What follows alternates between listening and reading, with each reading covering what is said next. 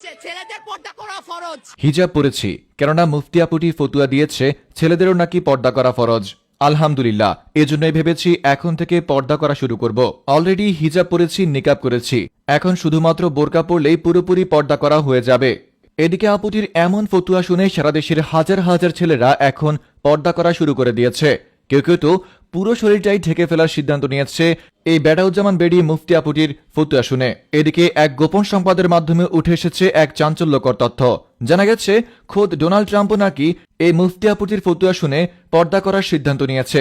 সেই সাথে পর্দা করার সিদ্ধান্ত নিয়েছে বাংলাদেশের অন্তর্বর্তীকালীন সরকার অর্থাৎ ইউসুফ সরকারও। তাই যেহেতু এই মুফতি আপুটি বলেছে ছেলেদেরও পর্দা করা ফরজ, অতএব নিজে পর্দা করুন এবং নিজের পরিচিত সকল বন্ধু বান্ধবদের বলুন পর্দা করতে।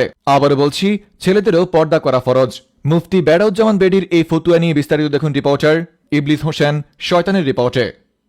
এতদিন জানতাম মেয়েদের জন্য পর্দা করা ফরজ, কিন্তু আজ নতুন করে একজন বিশিষ্ট মুফতি বেড়াউজ্জামান বেডি জানিয়েছেন শুধু মেয়েদের জন্য নয়, সাথে সাথে পুরুষদের জন্য পর্দা করা ফরজ। মুফতি আপুটির এই কথা শুনে দেশের হাজারো যুবক এখন থেকে সিদ্ধান্ত নিয়েছে তারা পর্দা করা শুরু করবে। যেমন কথা তেমন কাজ, দেশের হাজারো যুবক এখন থেকে শুরু করে দিয়েছে পর্দা করা। তারা শুধু মুখ ঢাকার মধ্যেই সীমাবদ্ধ থাকছে না, সাথে সাথে তারা পর্দা করে পুরো শরীরেও ঢেকে ফেলার সিদ্ধান্ত নিয়েছে।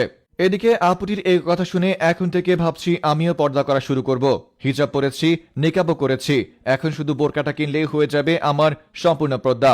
আপুদের উদ্দেশ্যে বলছি, এখন থেকে আপনি নিজে পর্দা করবেন এবং আপনার ঘরে থাকা সকল ভাই এবং বাবাদের বলবেন পর্দা করতে। কেননা আমাদের এই মুফতি আপু বলে দিয়েছে ছেলেদেরও পর্দা করা ফরজ। যদিও কোরআনে উল্লেখ আছে ছেলেদের চোখের পর্দা করতে, কিন্তু কোথাও ছেলেদের পর্দা করা ফরজ এমনটা উল্লেখ নেই।